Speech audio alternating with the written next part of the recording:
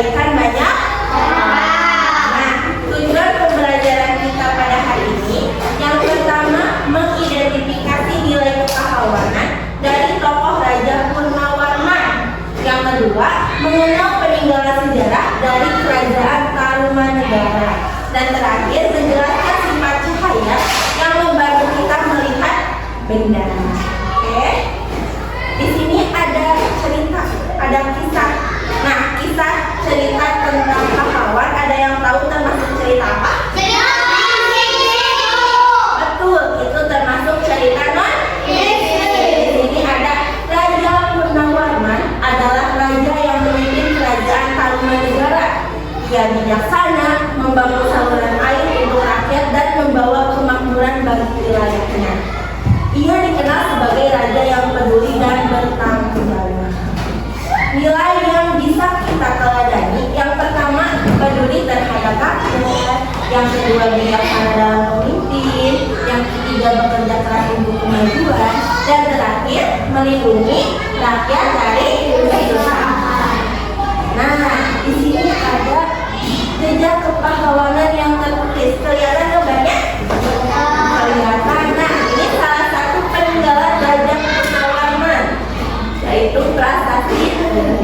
Di prasasti itu tertulis tentang pembangunan air yang bermanfaat bagi masyarakat.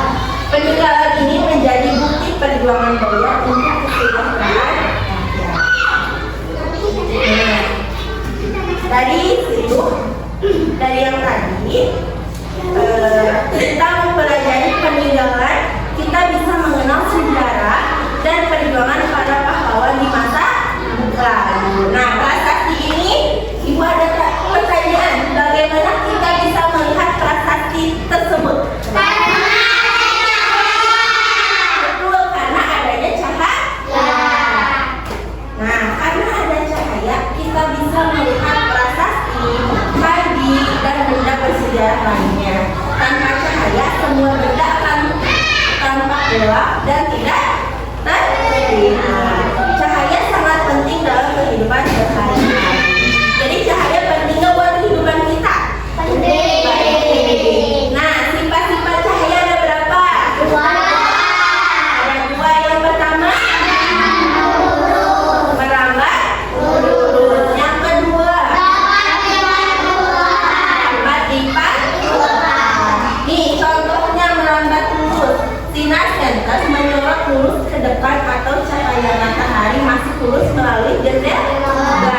Yang kedua, dapat dipantulkan. Contohnya, bayangan di cermin, kilauan air atau batu prasasti yang terkena sinar matahari. Itu dapat dipantulkan.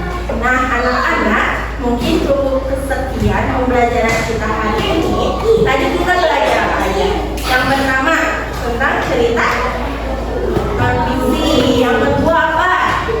Tentang prasasti peninggalan di masa lalu. Dan terakhir kita belajar apa? Cahaya Mister. Oke, terima kasih. Mungkin Ibu tutup dengan berdoa. Ya, berdoa dimulai. Selesai. Nah, anak-anak tetap semangat belajar dan jadilah pahlawan kecil